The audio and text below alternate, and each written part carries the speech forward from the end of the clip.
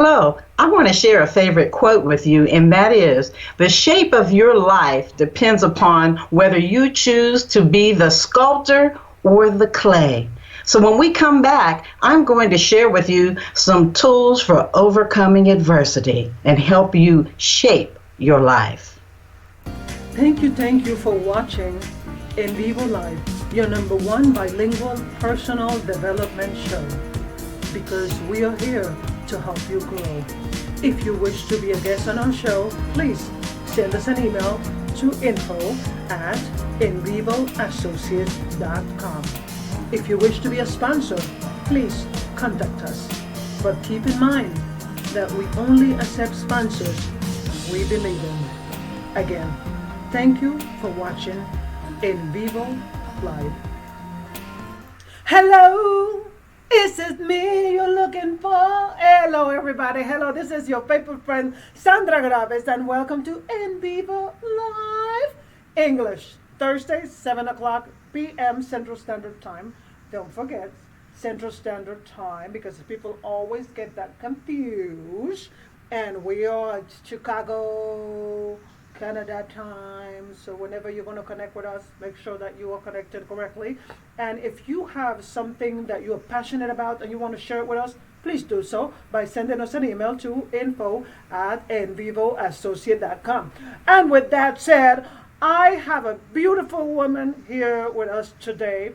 She is a motivational speaker, and she's talented, and she's an advocate. But you know what? I can talk and talk and talk, because you know that I love to talk. But I am going to let go, and I am going to introduce you to Pamela M. Covington, and she's going to tell us more about her before we get into this talk about highly effective tools for overcoming adversity. Let's find out about Pamela M. Covington first. Pamela, all yours. Hey, hi, Sandra. First and foremost, I must thank you for the wonderful opportunity to be on your show today, and to those audience members that are joining us. To give you a little bit of background about where these tools came from, I'm speaking from personal lived experience. So these aren't things that I read. These are things that I lived. You see, I'm someone who once went from living a very comfortable middle-class lifestyle to deep poverty in a week, and managed to work myself out of it in 3 years through education. I had to make a lot of choices to do everything that I did, and I was a young woman. I had 2 children, and there were a lot of things that I learned along the way. So now, as a motivational speaker, I take my lessons learned and share stories in order to help enlighten others, so that they have the opportunity to learn from the things that I'd gone through. So I'm here today to explain to you 3 of the highly effective tools that I discovered inadvertently during my poverty struggle. The first one is a prioritization tool. You have to prioritize. That is so important. And what that means is, regardless of whatever circumstance you're in, this applies as well. You must be able to make the best decisions that will benefit you more in the long term. Now, it takes self-discipline, because we live in a society that basically has us valuing instant gratification. But let me assure you, and again, I learned this first. I had to make a choice at a time in my life where I had the utmost financial security and the greatest love that I've ever experienced. But because my partner suffered with post-traumatic stress disorder, or PTSD, as a result of having served in Vietnam, I had to make a crucial decision. I had to prioritize the safety of myself and children. And in doing so, I literally fled and left that greatest love and that financial security. But you know, had I not done that, had I not made that best decision to benefit myself and my children in the long term, there may have not been a long term. Well, a question for you based on that conversation that you just had. How were you able to do that? Because I hear women are in situations similar to yours, but they can't leave, although they have kids. It's similar situation to yours, but they don't have that drive or that in whatever to be able to make that decision that you made. How were you able to get out of that? How were you able to make that decision to overcome that adversity? Well, they say we're inborn with a fight or flight mechanism. And I suppose my flight mechanism kicked in, my self-preservation, because although I loved him dearly, I also am responsible for my children, and I needed to ensure that their safety. So even if I was willing to continue to ride out a very scary situation on my own, it wasn't something that I was willing to have occur to my children. And so, unplanned, I had very limited time. I just had to pick a moment and stick to it and know, regardless of the emotional pain that I was going to incur, that I had to prioritize. I had to make that decision that, yes, this is a wonderful lifestyle. Yes, this is the greatest love I've ever known. But no, it is not safe for us, and I have to go. And that became my drive. So I would say that you will be able to do like the song, I'm every woman inside of me. You gotta take it from wherever there's strength. You gotta get it out. And I know that a lot of women that are listening to this, they might be like, oh, she is strong. Yes. I am not strong. But I do believe that we are every woman, because it's a decision that you have to make for yourself, for your kid. Nobody said it was going to be easy. Can you explain us a little bit more about that? Because everybody think that just because you make a decision, she's so strong, it is so easy for her. Oh, no, it was not easy. I can't begin to tell you what it was like to adapt from living in a pristine, quiet, beautiful neighborhood in a fully restored Victorian home in downtown historic Savannah to moving into a cement tenement, in which I had one window in the front and one window in the back, where for the first 5 months, I did not have a refrigerator. For 8 months, I did not have a stove. On a good day, I cooked Vienna sausages on a kerosene heater. So I had gone from that to that.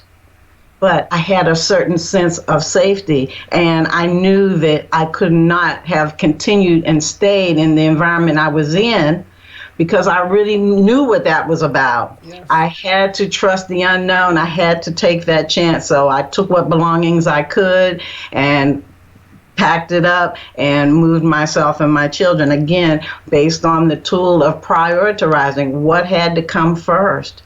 And so that same very tool came into play once I faced that adversity, because I realized that now I'm everything counted, every penny. And I had to make the constant decisions of prioritizing what should come first, because I could not fritter away precious resources. Yeah, I love what you said about trusting the unknown. And a lot of us are so scared of the unknown, and sometimes the unknown have better options than what we already know. But we're so scared. It's like, oh, I entered door number 1, but door number 1 was so bad, I don't want to enter door number 2, but door number 2 have exactly what you need, and you're so scared of getting in. Yes. But I'm like this, if you have evaluated and gone through every possible thing that you can consider in your given situation, you owe it to yourself to step into the unknown. And I'm going to talk about that later, because guess what, Sandra? You touched on one of my other tools. Good. What is that? Good thinking, think alike, great minds think alike, something like that. Yes, absolutely. So, shall we go to number 2, or do we take? Yes, absolutely. So that was prioritizing. That was having the ability to make the best decisions now that will benefit you more in the long term. The second one is the tool of resourcefulness. And I define that personally as locating what help is available and then positioning yourself to receive it, no matter what it takes for you to get it. And then when you do, to always make the most out of everything that comes your way. For example, while in poverty, I hated the idea, mind you, because I came from living well. But during that struggle, it came to a point where I had to temporarily surrender and get on public assistance. Now, mind you, I was living comfortable. I had the same negative attitudes that a lot of people have about anti-poverty programs. Oh, lazy, this and that, and blah, blah, blah. I bought into what the media was telling me. I didn't even know anyone on assistance, but I adopted that attitude. Well, when fate knocked on my door and dropped a little adversity on me, I had to swallow my pride and go and apply, because without that, I was going to have nothing at all. So I had to be resourceful and do that. But I was also resourceful enough to not stay there. That's right. I found the resources. Let me pause and applaud you for that one. Thank you. I also found the resources. That's right. To gather information and go back to school. And I plugged into every type of help that was available. There was a lot more than I had subsidized daycare as long as I could show my registration of full-time college. And that was going to be my way out. So you see, I hated that idea of giving in to being on assistance, the very thing that, I just was totally against. But when you're on the streets and you've got kids, you have to swallow that pride and do what you have to do. But you don't have to stay there. That's right. That's right. So we might sometimes, when it comes with our resourcefulness, what can end up happening easily is we may be too quick to assume that finding a way is impossible. Well, sometimes you can't find a way. Sometimes you got to make a way. That's right. That's right. So to sum that tool up, in order to free yourself from a difficult situation, you have to, first of all, make the most of everything. Waste nothing, and don't pass up opportunity, because you will have to sometimes make a game. I call it making a game of making something out of nothing. But that is the way that you will overcome adversity. So that's tool number 2, resourcefulness. That's right. And then we are not going to go to number 3 yet, because we are going to go to a commercial break. See you later.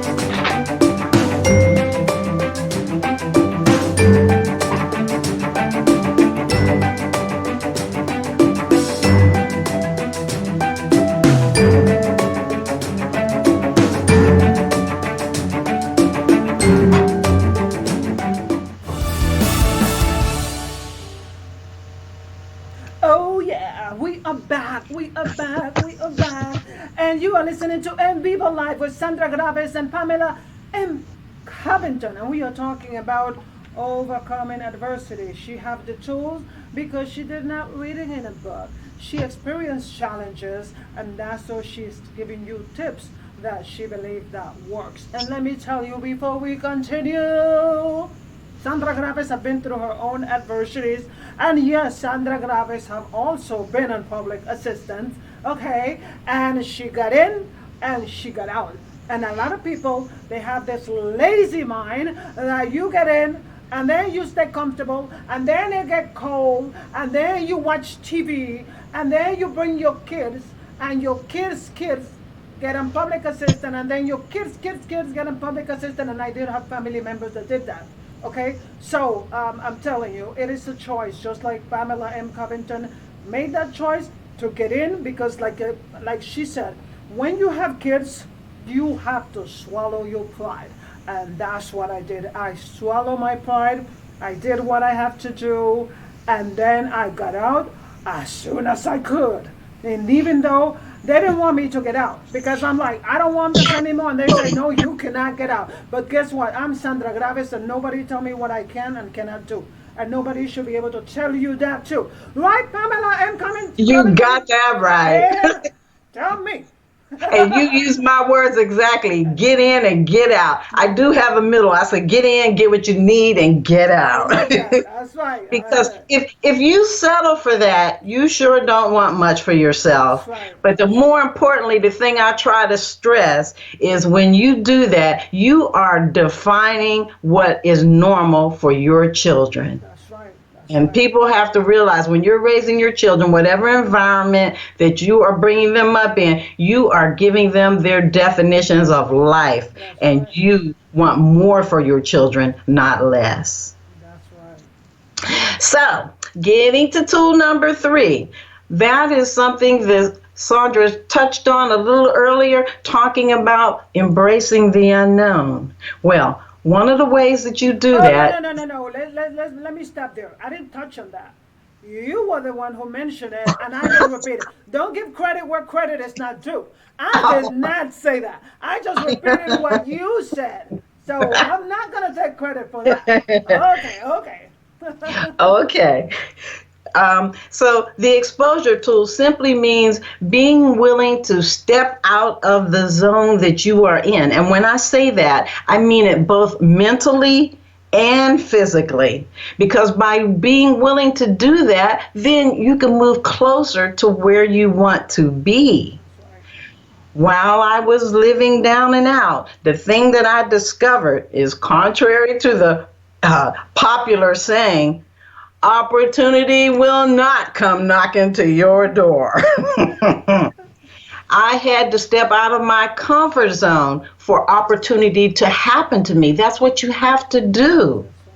You see, by leaving those ghetto circumstances on a daily basis and putting myself on the college campus and classes, I ended up crossing paths with many people who became instrumental to my rise above welfare. That's right. That couldn't have happened if I would have stayed there, if I would have given up, or if I would accept that as my normal. So you have to be willing to expose yourself. Expose yourself to what? Expose yourself to unlimited possibilities. And how do you do that? You step out of your zone. Because look at it this way. Why would you only want to have the possible opportunities that you can conceive? That means you're only going to have this much. When in actuality, we have an entire universe where things could come into play and line up in such a way that it takes your breath away how things can come together for you. If you're willing to discipline yourself, do the work, and remember to be resourceful, to be willing to expose yourself, those are just part of helping things happen. Right. So we must not fear the unknown. We must not rely on our teeny tiny little human thinking. I don't want to rely solely on mine. I like when I get something that happens because I took a first step. Yeah. Something that, oh my goodness, who would ever thought that I would get an opportunity to? Okay? That can't happen if you're not willing to expose yourself to it. When you remain fearful on the unknown, all you are really doing is locking yourself, freezing yourself into the situation in which you do not wish to be. That's right. So you must expose yourself to the unknown. That exposure tool will inadvertently guide you to where the unlimited possibilities are. That's right. You know, one of the things that make me struggle when I listen to people is that, you know, right now, You explained that you did get into the system and you got out of the system. And the people that don't know that story, they are going to say, you are so lucky to have what you have. You are so lucky. I get that all the time. I am lucky. I'm not lucky. What's wrong with you? Where were you when I had sleepless nights studying, going to college, having kids? Where were you when I didn't Yes. have what to eat? Where were you now that you see everything is happening and I am jilly and dolly and happy and like, and you're just like, oh, you're so lucky. Lucky is not. Just like she said, opportunity doesn't come to you. There's no such thing as luck comes to you. You got to create it. Right, Pamela? Yes, absolutely, absolutely. And let me give you an example. See, I live in Virginia, but this story took place in Florida. Yes. I got laid off in 2010 from a job I had been on 13, almost 14 years. Ooh. And my girlfriends were feeling sorry for me. Mm-hmm. And they're like, oh, they're holding a pity party when I'm not having one, right? And they said, well, we're just so sorry. We're so sorry and sad that this has happened to you.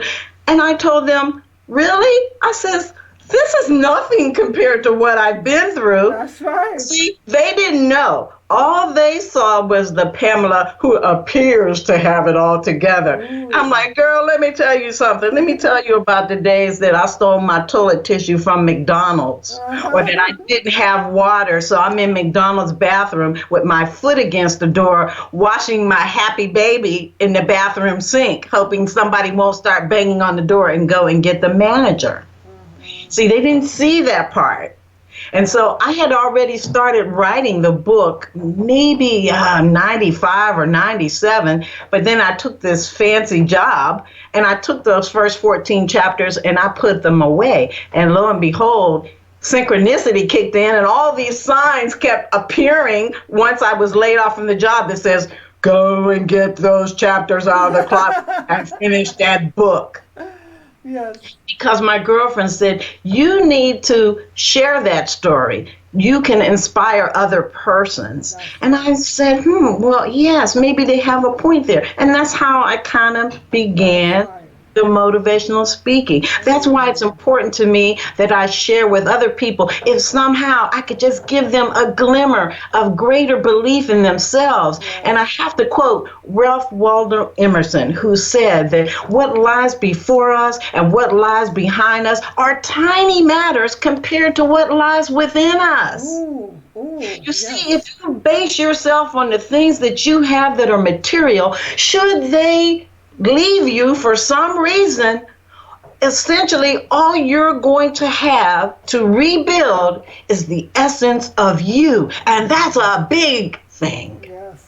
So please, I want you to make sure that you take that away, that you have within you knowledge and skills and abilities and things that you can easily contribute. You have but to focus on that. And focus is key. You have to believe in yourself. Yes. Yes. Now, if I may, and I'm being aware of the clock, but I'm getting warmed up, and this is kind of what happens. I would like to leave you, first of all, with one thought, and that is that you were born an odds beater. Just the fact that you are here. Do you know that it was a choice between 250 million sperm cells meeting with one of 10,000 female eggs to make that individual called you? Just the fact that you made it through those mathematical statistics Come on. tells you what an odds beater you are. Come on. Now, science has taken it even further, because now we know they can test your DNA and there's a 99.999% chance that there is not a person like you. So we all have that same uniqueness. We all have inherited by birth the ability to beat odds. So I'm hoping that the 3 tools that I have discussed with you this evening about prioritizing, being willing to be as resourceful as you can, and exposing yourself to unlimited possibilities, that you will be able to focus, discipline yourself by prioritizing, by being resourceful and exposing yourself to unlimited possibilities instead of all the things that you can't even imagine. That's right. That's right. Love it. Love it. You just told them. I love it. But you know what? It's good. We can laugh now. We can smile, but it was not always a matter of laughing. It's a matter of, just making sure that we were focused, that we were determined, that nothing get in the way. And sometimes, just like Pamela said, your girlfriends can get in the way. Because let me tell you, when you're down, you don't need a pity party. You need people that are going to tell you, get up and get going, get moving. Yes. You can do this. Not like, Yes. I'm sorry for you. Come sleep under my bed. I don't want to sleep under your bed. I want my own bed. Okay? And for that, you need to stay focused. Okay? So I love that. But if you want to continue to listen to Pamela and M. Covington, all you have to do is go to PamelaMCovington.com.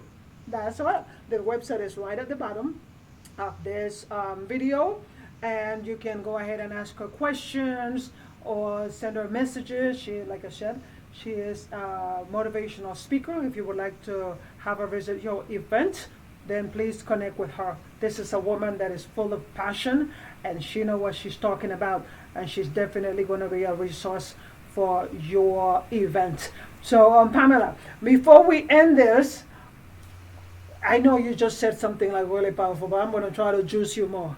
Okay? My job is to pull as much as I can from you. So before we close, what else can you tell us about one thing? Somebody is going through a struggle right now. What should they do right now? Because right now they're like, oh, I can't do it. I'm not going to make it. I don't see the light at the end of the tunnel. What do they do? Overcome that fear, because fear is FEAR. You have two choices. You can either forget everything and run, FEAR, or you can face everything and rise, FEAR. So you have to overcome that fear, because you already know that you have what it takes. Or you just have to have the willingness and the courage and the determination. Start out with tiny little goals, little baby steps. That's right. And then repeat them. That's right. Well, thank you, Pamela M. Covington, for being with us today. I hope that this will not be the last interview with me today. I love your voice. You're a beautiful woman, other than intelligent, and thank you for sharing about your life with us. So thank you guys for listening. Don't forget that we are here every Thursday at 7 p.m. Central Standard Time. I keep saying because I want to continue talking with Pamela right now, but the time is up. So we can talk forever because both of us love to talk. But we gotta respect time, and time is something that we all have to take advantage of. And right now, thank you for sharing your time with us, and may God bless you in everything that you do. Bye-bye. Thank you, Sandra. Thank you for watching EnvivoLIVE, your #1 bilingual personal development show, because we are here to help you grow. If you wish to be a guest on our show, please send us an email to info@envivoassociates.com. If you wish to be a sponsor, please contact us. But keep in mind that we only accept sponsors we believe in. Again, thank you for watching